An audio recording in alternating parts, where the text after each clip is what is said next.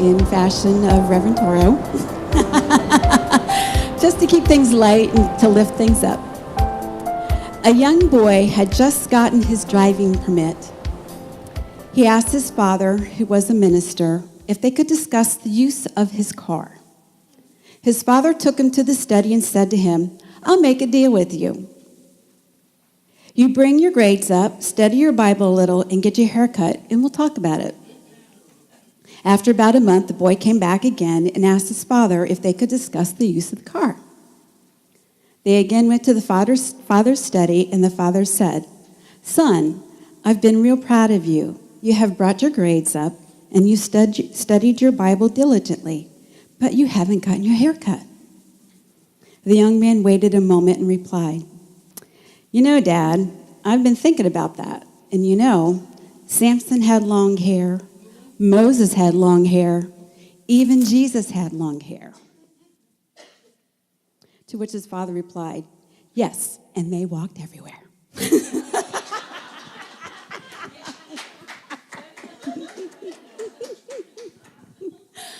My point of this was a discussion on freedom. However, it was a freedom that had conditions and limitations placed upon it. And isn't that true to the freedoms that we have in our life sometimes? Sometimes our freedoms are self-imposed.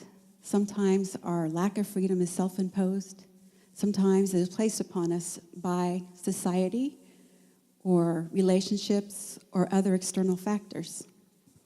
Freedom is a really, really big thing, just as wide and varied as love is. There's so many definitions and so many layers and levels to it that it could be an entire talk series. But I'm going to keep it brief. This weekend started the celebration for our nation's Declaration of Independence and its birth. This weekend's celebrations, I hope some of you have been partaking and gathering with family and friends and maybe catching in some fireworks to celebrate. Because it is really important to celebrate the things that we have in our life and the things that are our natural flow of our natural being. Because let's face it, sometimes as we become adults, we forget to have fun. Life gets too serious from some of those things that happen. I see someone shaking their head. Yeah, there are some people that don't always get too serious, but sometimes it can be. So it's really, really important to celebrate. So I hope that as you continue to celebrate our 4th of July holiday, that you do so safely and have fun with that. One of the things that I would like to talk about is how we get some of the veils and some of the things that constrict us, that don't make us feel free. And then we'll get back to celebrating. I wanted to take you along that whole experience and ride. The mantra and the affirmation that came to me that is the foundation of my talk today is, when I perceive the truth of a situation, I am set free. Oh, wow, that didn't quite translate the way it did on my laptop. That's okay. The affirmation that I just said to you was inspired from a piece of scripture that I am sure that all of you are familiar with. And these were words that were spoken by Jesus, and they come from the Gospel of John, chapter 8, verse 32. "Then you will know the truth, and the truth will set you free." And in this scripture, Jesus is talking about the spiritual nature of freedom more than the actual freedom itself. So we're going to dive into that a little bit more deeply.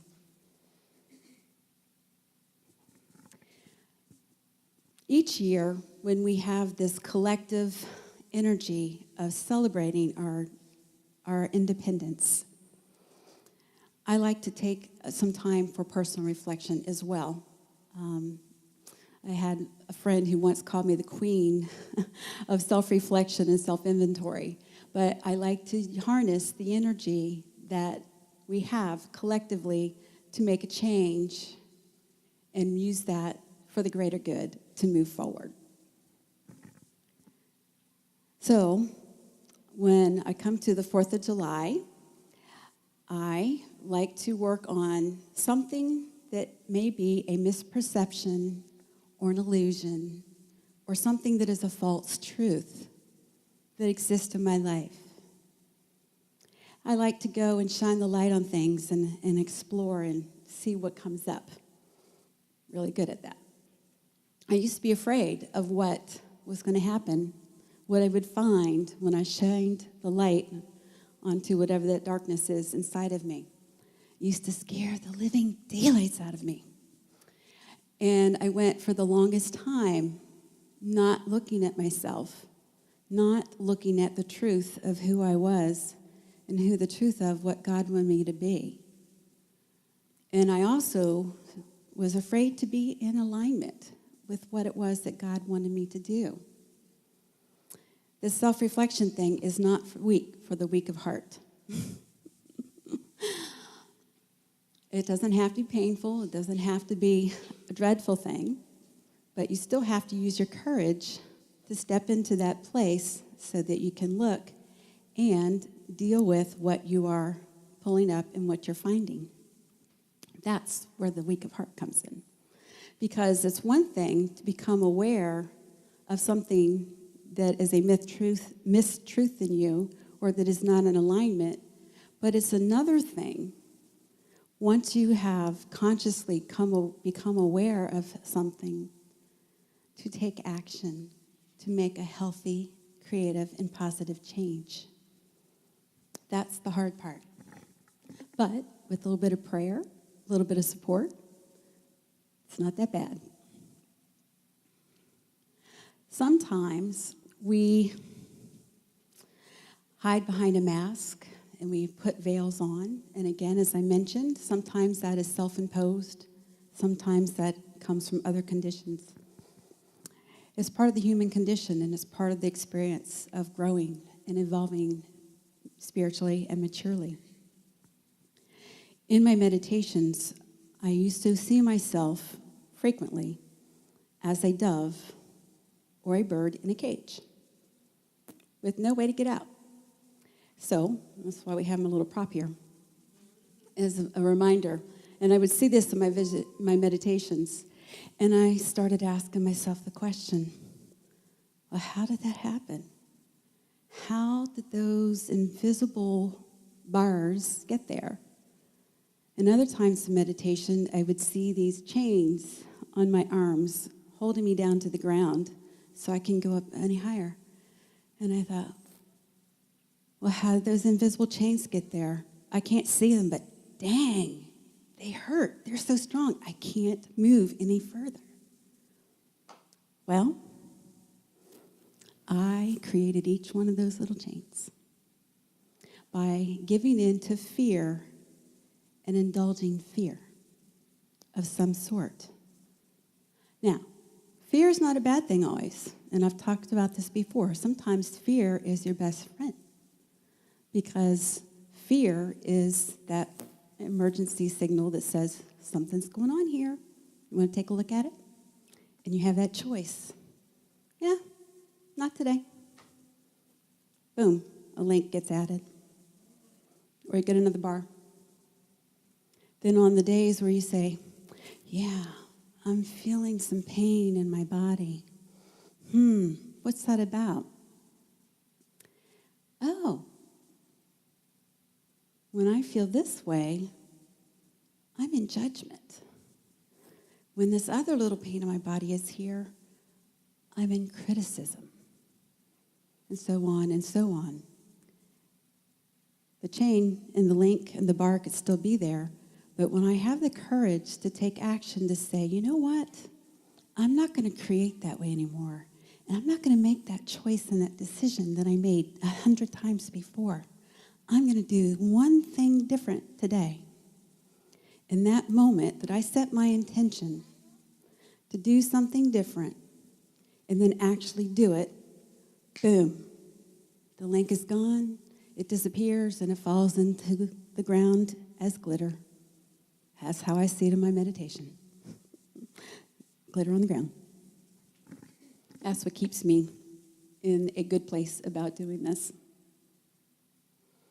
Some people hide behind a mask, and I have actually used the metaphor where I've actually gotten a mask and then taken it and put it in a shredder so that I could permanently remove the veil. Because it's really easy to pick it back up, put it back on, and it gets very comfortable. And when you get very comfortable, that's when the pain starts to come in.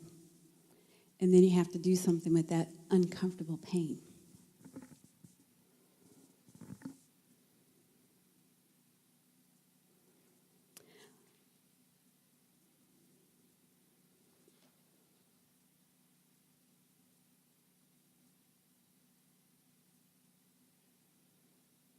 So, what does it mean when you are stuck? I've been talking a little about that with the metaphors here of the chains and the bars. But what does it feel like when you're stuck?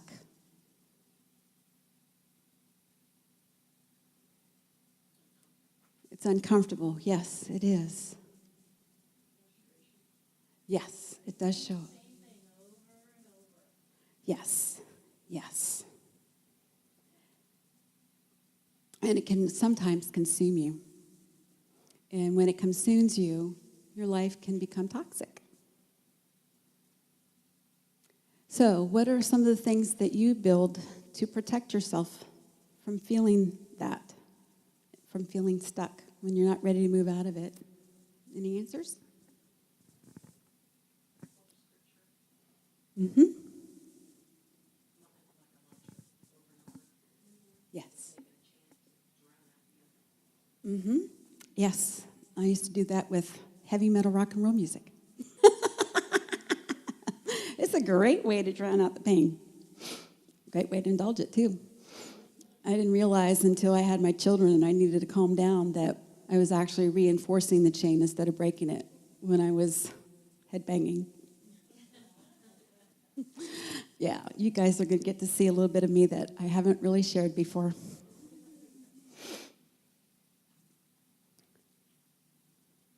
When we get stuck, usually it's because we feel vulnerable and we don't feel safe and free to be who we really are, who God really intends us to be. And so things happen that we hide behind so that we don't have to feel that.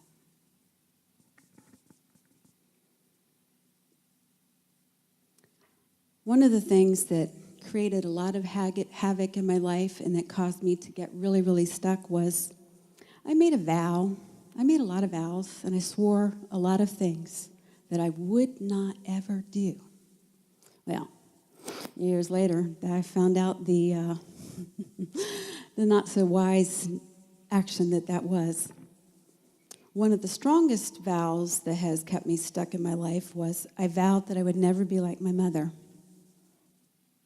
I can laugh about it now because when I look in the mirror, I see her looking back at me in many ways and many different levels. When I was younger, I hated it. I didn't want that reminder of the pain that my mother brought sometimes. And I was not seeing the Christ of who she was. I was only seeing her fear and her actions, not seeing the soul of who she was. And unfortunately, I didn't really get to see that part of her until right before she died. But I am so grateful that I broke the chains and the veils and the walls of separation that I had with her so that I could see that Christ light with her before she died. And what an amazing feeling of freedom that became. Same thing happened with my dad. And I'm so grateful that, and it took a lot longer with my dad because I had a lot more issues with him. So that was my entire adult life, was to be at a place to be free to have a loving relationship with him. But that's not where I want to really go with my story, but it's important because those vows that we make can really, really put us in that prison, and they become extremely comfortable. And you don't want to leave that place because even though it's dark, it's comfortable in the dark because you can't see everything else. You can't feel and experience everything else like you can in the light. You can't look at truth head on when you're in the dark.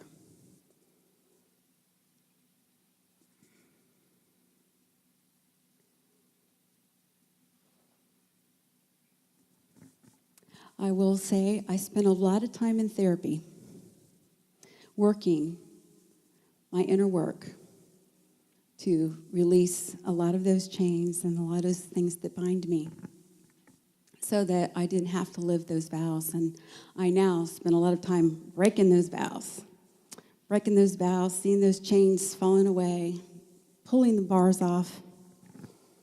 And over time, my meditation went from being a bird stuck in a cage to the cage being open. But yet there was this bird sitting on top of the cage, not flying. So I'd gotten out of the cage, but my wings were clipped. And when your wings are clipped, you can't fly. So I knew I had more work to do if that bird couldn't fly, which meant I was still holding on and still doing things to keep me stuck.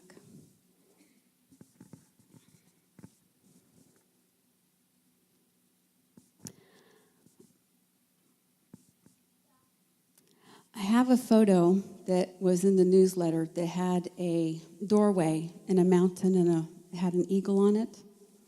And one of the things that I like about that picture is sometimes it's another visual that we have that, just like the bird that was with the clipped wings. We spend so much time focusing on that little doorway. We knock on the door. Maybe we're too afraid to even knock on the door, but we can see all the expanse enough that is out there around us. But we're so focused on knocking on the door. Sometimes we get the courage to knock on the door. Once it's open, we still can't step through because something is still holding us back. So, you use your courage to go through the door. And then as I noticed at the river the other day, water doesn't just go one way. When there's a rock or something in the middle of it, it goes up and over, it goes around, it goes under, it does whatever it has to do to stay in that flow. Same thing with the door. Okay? If I can't get through that doorway and I see all of this beautiful expansiveness around me, oh, look, if I step over here, oh my goodness, I'm away from the door. I'm in the expansiveness. Same thing if I go over this direction. It was a lesson that I learned when I was in Sedona. We were at some of the vortexes, and when you are standing in front of them, like these giant, giant mountains, and you can very, very quickly hike up them. And when you're hiking, you see nothing but these beautiful red rocks, but you can't see all of the expansiveness. And then I'm going, great, I'm halfway up this mountain face. There's no way to get down. All I can do is go up. I could turn around and go back down, but then I would miss this incredible view and this incredible experience. We went up one of the spires that was a cylinder, and there were two of them. And in the middle of there, when you got up to the middle of them and looked around, you could get a 360 view of the entire landscape of Sedona. And I thought, wow, I felt so free. I felt the wind blow through my hair. I saw some birds flying. It was a feeling of freedom that I hadn't had since I was a little kid. And all I had to do was just take a few steps, and there I was. So, and it was one of those things where we were at another place in Sedona where there was a retaining wall, and I could barely see over it because I'm so short. But there was another part, so I'm like, David, you stand there. I'm going to step over here. Now I can see. So that's my reminder, is the doorway may not always be the path. It might be somewhere else very, very close by. So, I'm wondering, what keeps you stuck? Anybody have anything they want to pop up and share? It's okay if you don't. I'm just full of questions.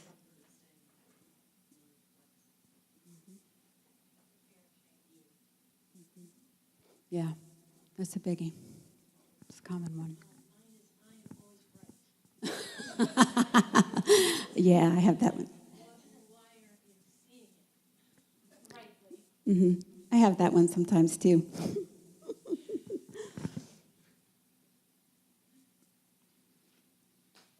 I'm just going to share a little story with you, and this story is going to get through some points that I have here of steps that we are going to take to get through one situation.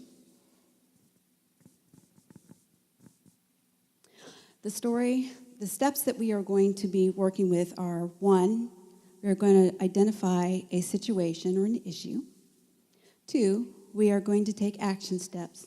And 3, we are going to make a leap to spiritual freedom, and what that was and how it felt. One of the biggest times where I was feeling stuck in my life and I had to make a very drastic change in order to regain some spiritual freedom that I felt that I had lost it's my first divorce, which occurred in 2004. And those of you who don't know me, my midlife crisis was that I had 2 divorces in the span of 6 years. However, today I'm just going to focus on the first divorce because that was the life changer and the game changer for me. Back in 1987, I married a man that I fell in love with and had 2 children with. And in my heart, I believed that one of the main reasons that we were together was to bring these 2 beautiful souls onto this planet. I have absolutely no regrets whatsoever for having been in that marriage and for getting my beautiful children. It was a wonderful whirlwind romance and engagement. In our wedding day, we knew each other for only 9 months, almost exactly to the date. We are in that phase where we were viewing and living in our relationship in a stage where you have those rose-colored glasses on.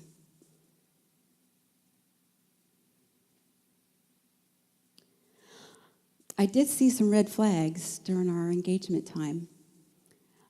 However, I thought I could handle them. It was just fine, and the issues at the time didn't appear to be too bad on the surface, based on the conversations that we had had prior to our wedding. I felt that my love for my husband would overcome anything that would come up between us and our marriage that was on solid ground, so I thought. It turns out I married a man who was an active alcoholic who was high functioning. This was something that I thought that I could live with, as I lived with an alcoholic father. As time went on, it turned out that I married into a family system of alcoholism and drug abuse that was much worse than my family system that I grew up in and left the marriage for, and left that family system for marriage. I was in love, and with my maternal clock ticking away, both of us just wanted to start having babies. So we got married. By the time I had my second child, my dear son, I knew that I did not want to stay in this marriage of 5 years. After we were married for 3 years, I learned the depth of my husband's drinking problem when a security clearance was pulled, and I didn't find out about that until I was pulling paperwork for taxes. And I came across a file. It was then that I learned the truth of what I was in with those rose-colored glasses. That very moment, they were pulled off, crushed into bits, and shattered to the ground way beyond repair. I wanted to leave, but I had these 2 babies to raise, and there were those 3 vows that I made to myself when I was trying to do my very best to keep. That first vow was to never be like my mom. That once I got married, I would never get a divorce. I never wanted to put my kids through the emotional trauma and pain that my sister and I went through because my parents' divorce was very, very nasty. I just didn't want to put my kids through that. Little did I know that's how we grow. My second vow that I made was I would wait until my children were grown and out of high school before I left their dad. That way I would find a way to make it work until then for the sake of my kids, because I thought that was the best thing for them. My third vow was my marriage vows that I took very, very seriously. Until death do we part. I was determined to keep this vow at all costs because it was a vow that I made to God, myself, and my husband.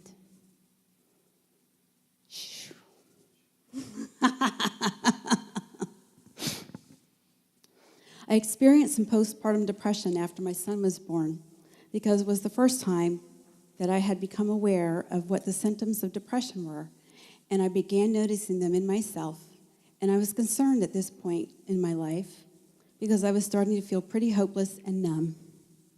I felt like I had lost the person that I once was, and at first I thought it was just because I was a stay-home mom and that the mind's battle of craziness of staying home versus going back into the corporate career that I gave up to be with my kids. I thought every mom went through this. I felt like I had sacrificed myself for the sake of my kids and my marriage. I got to a point where I asked my doctor to administer a depression test, and I was showing signs of mild depression, enough so that medication could be administered to help deal with it. So in order to live in my marriage, which had become toxic, I decided to drug myself with Prozac to make myself happy and be able to live in this marriage and relationship with my husband. About a month after taking the Prozac, I had an insight. I realized, oh my God, what am I doing? I am following the same path my mother took. I don't want to do that. My mom had become so numb, she wasn't even the person I knew before. I did not want to forever be lost the way she did. And it was when I realized that drugging myself to stay in a relationship, there's something wrong here. Really, really wrong. And I decided that I was going to fight my depression without drugs. I knew there was a way to do it. I read and I had been in groups. I knew there was a way. I was going to find it. By this point, I had already tried several approaches in dealing with the alcoholism and the family system I married into. I decided, if you can't beat them, hey, let's join them. That was fun for a little while, but then I got really, really tired of that. I didn't like it. I didn't like how I felt. I didn't like who I was becoming. I started not liking the person that I saw in the mirror. I didn't like the stories of my behavior when I was drunk or the natural consequences that occurred for trying to be a part of that family in that way. Losing myself just was not worth it. Next, I tried to examine myself, and I go, okay, so we're going to try this zero tolerance policy, see how that works. Well, having dry family events and celebrations didn't work for either one of our family sides. So I'm like, great, back to the drawing board, because I'm not happy here either, and this doesn't feel good. It was at this point I asked my husband, actually got my courage up and asked my husband, will you go to counseling with me because something's wrong? He refused to go. I was starting to feel like I was at my wit's end because living this way was becoming way, way, way, way too painful emotionally, mentally, and physically. I felt trapped, just like that bird in the cage. I was miserable, and my kids were miserable, and my husband was miserable. Our family was falling apart, and my life became very toxic. I was beginning to feel like my mental health was truly at stake.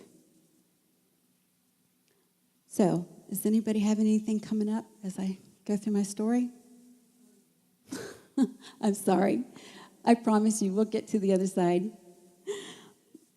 But it was also intended to raise something within you to maybe perhaps shed some light on a darkness within you. Maybe not this story, but something similar that triggers the same reaction. So, my next step was I had to take action. And I'd like to share with you my action steps.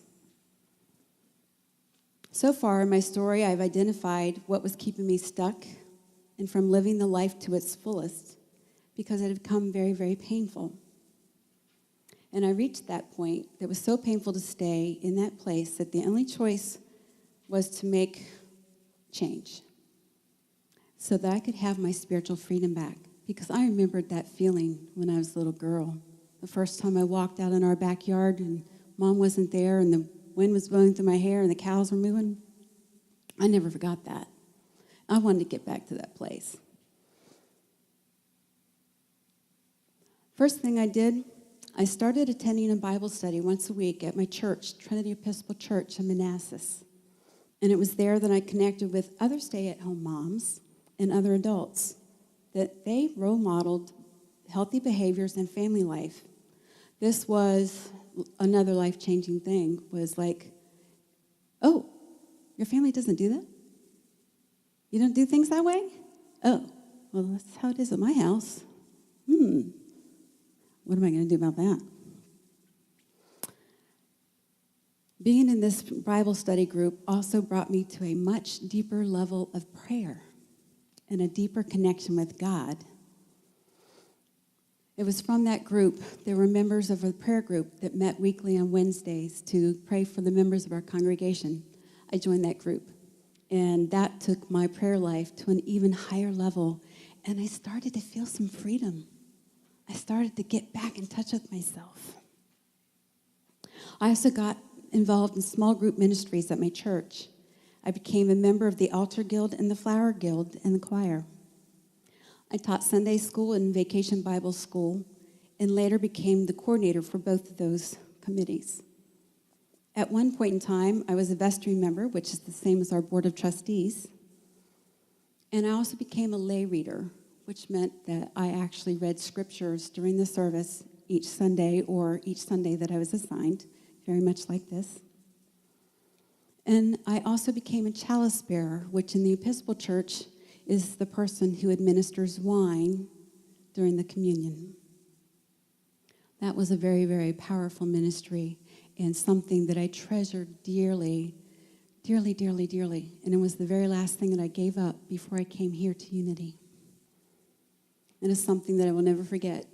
But being in the Episcopal Church eventually became so painful, I couldn't stay there because I had outgrown the language of the liturgy and aspects of that. So I went on another search. I also continued to ask my husband to seek personal counseling as well as marriage counseling. He continued to decline. So I did the next best thing. Well, then I'm going into counseling. If I can't change this marriage together, well, I'll be darned. I'm going to do what I can with myself. That would be the Wonder Woman in me. It was through this therapy that I was able to sort out and see where I was toxic to myself in this relationship. Because before, all I saw was what was my husband or the family. I didn't have anything to do with this. I wasn't contributing. Boy, I'll tell you, the truth will set you free, but it's going to piss you off first. Sometimes you have to go through that place of really getting mad at the truth before you can actually move forward.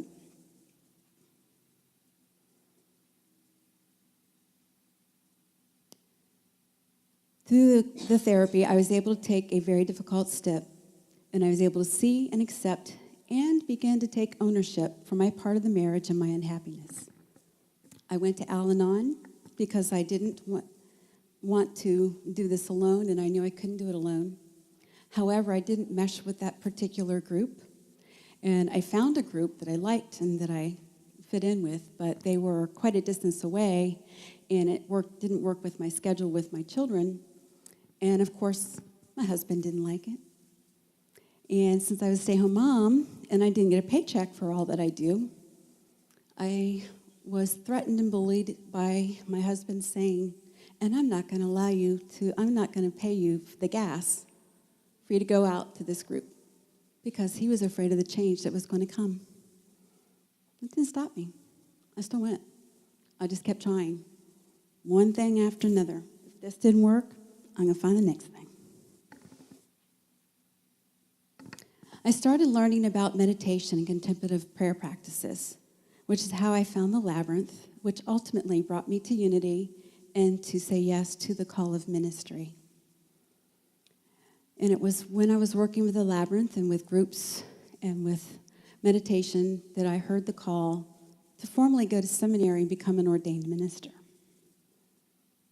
I was once again starting to feel some freedom, because now I knew what I wanted to do when I grew up and when I left the toxicity behind.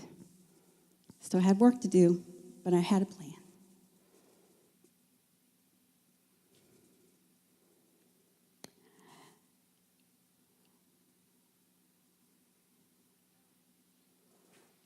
I continued with my therapy and my prayer practices, and I continued to work through my depression without drugs, with the exception of essential oils, which they can kind of feel like a drug, but they're good for you.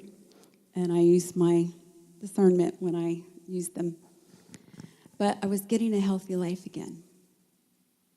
So with each step and action that I took, I felt myself getting lighter inside, and I felt like I was getting my life back together. I was regaining my self-esteem and my self-worth. The more that I gained my self-worth and the more people that I interacted with, the more I was able to see my marriage was not normal and it wasn't healthy, and that I had a choice.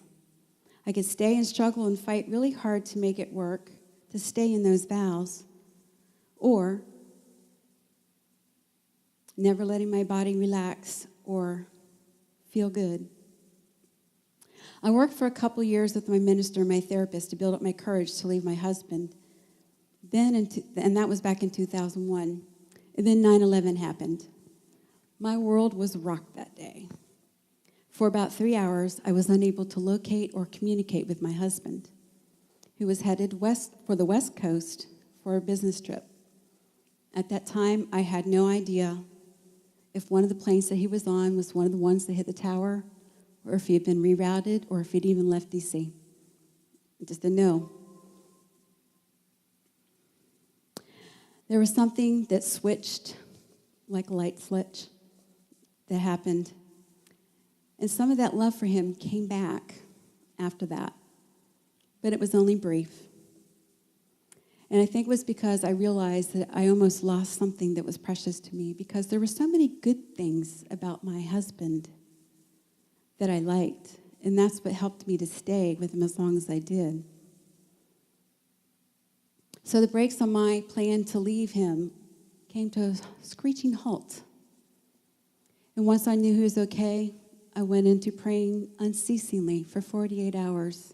And my prayers, for the first time in a long time, went from being about me and my family to being about the world and all of the people in the world and how we are so connected to God. Every single living being, every person. This became my focus and my prevalence. And the more that I continued to expand and be connected to all, the further my marriage crumbled.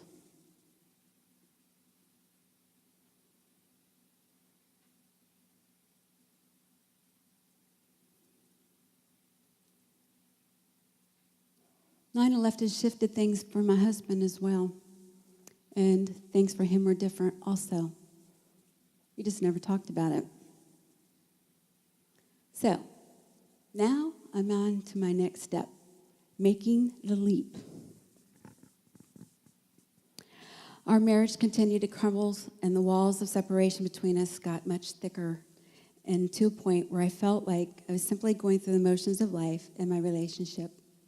And I reached a point where I was packing my husband's bags with glee as he was going on a business trip, pretty much shoving him out the door. And I know at that point, I have to make a change. So back into therapy I went to devise a plan. And I finally did ask for a divorce. And it was the most difficult conversation that I ever had to make. He actually went to counseling right before I made that request. But for me, I had already left the marriage. In 2003, in a moment of impatience and passion, I knowingly and found a path to my freedom. I found the one thing that I knew would release me from my marriage in an instant. I had one night stand affair, and after telling my husband about it, I asked for the divorce, and it only took him 1 week to decide I went out too. He thanked me because he said, I've wanted to get out of this marriage for several years, but I didn't have the courage to ask, so thank you for setting me free. Freedom comes in so many different ways. Sometimes you just have to have courage and faith.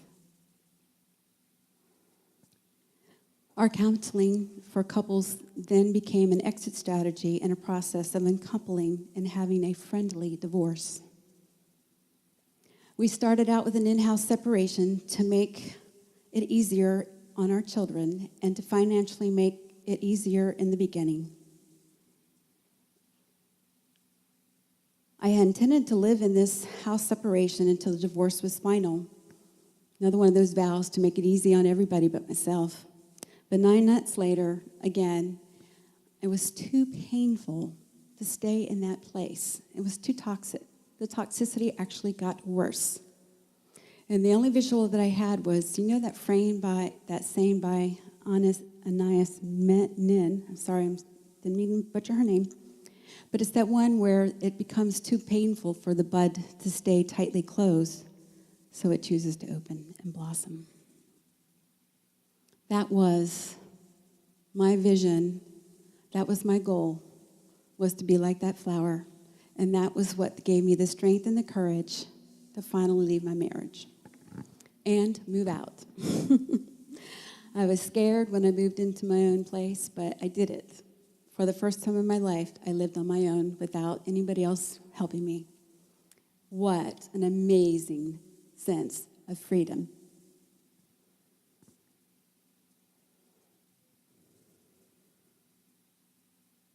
That's my story.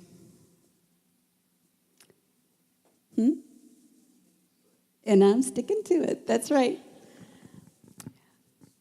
I know it's a difficult subject, but it clearly demonstrates a process and a pattern that can be done for any kind of situation. And I find myself going through that same process, identifying something.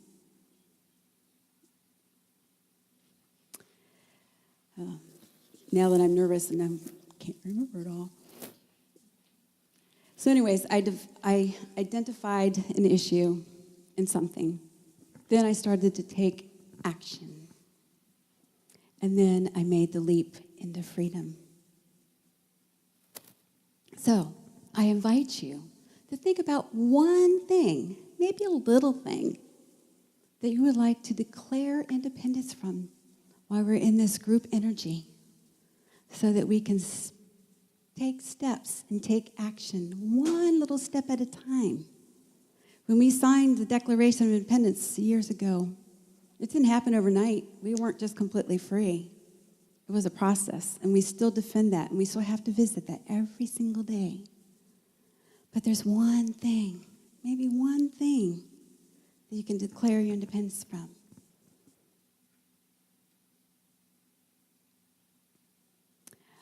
As you came in, you received a business card that has a flag on it. If you didn't get one, our usher will get you one. And if you need a pen, get that too. What I would like to invite you to do is I would like you to think of one little thing that you would like to declare independence from. Or maybe write an affirmation that would help you on something that you're already working on declaring your independence from. I intentionally got the small card so you couldn't go too far. And so that you have something that you can carry in your wallet or in your purse to remind you and show you of the personal freedom that you are choosing to step into and proclaim and declare your spiritual freedom to. This time around, for this Independence Day, I am declaring that I will be conscious with my food eating choices and my healthy lifestyle. And my affirmation is, optimum health and wholeness begins with me and each choice that I make. I am free from my comfort food cravings, sugar and carbohydrates that are not healthy for my mind, spirit, or body.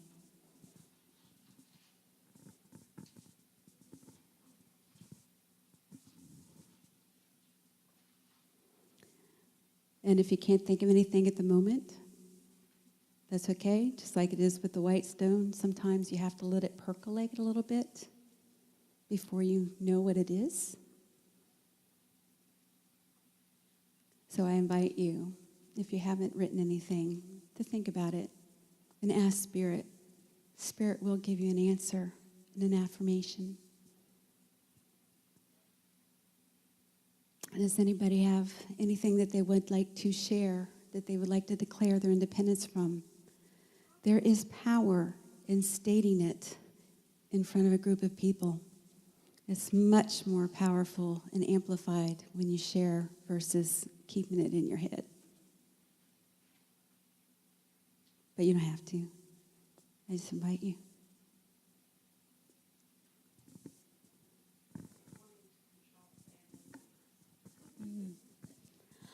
I support you in declaring independence from that. Thank you.